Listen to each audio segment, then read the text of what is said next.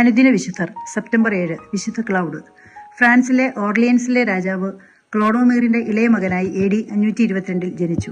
3-ാം വയസ്സിൽ പിതാവ് കൊല്ലപ്പെട്ടു. മുത്തശ്ശി വിസ്ത ക്ലോട്ടിനിലെയാണ് ക്ലൗഡിനെയും മൂത്ത സഹോദരങ്ങളെയും വളർത്തിയത്.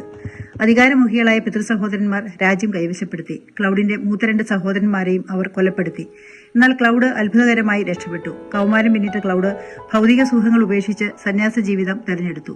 റെയിംസിലെ മെത്രാനായിരുന്ന വിസ്ത റെജിമിയൂസിന്റെ ആത്മീയ ശിക്ഷണം സ്വീകരിച്ചു. പിന്നീട് പാരീസിനടുത്തുള്ള സെന്റ് സെവർണീസിന്റെ ആശ്രമത്തിൽ പഠിച്ചു. ഏകാന്ത ജീവിതം ആഗ്രഹിച്ച് പ്രോവൻസ് എന്ന സ്ഥലത്തേക്ക് മാറിയെങ്കിലും ആളുകൾ തിരിച്ചറിഞ്ഞപ്പോൾ പാരീസിലേക്ക് തിരികെ വന്നു. 551 ജനങ്ങളുടെ അഭ്യർത്ഥന പ്രകാരം പാരീസിലെ മെത്രാൻ യൂസിബിയസ് അദ്ദേഹത്തെ പുരോഹിതനായി വാഴിച്ചു. പിന്നീട് പാരീസിനടുത്തുള്ള നോജന്റ് എന്ന സ്ഥലത്ത് ഒരു ആശ്രമം പണിതു. ധാരാളം ആളുകളെ സത്യവിശ്വാസത്തിലേക്ക് നയിച്ചു. AD 560 വിശുദ്ധൻ മരിച്ചു.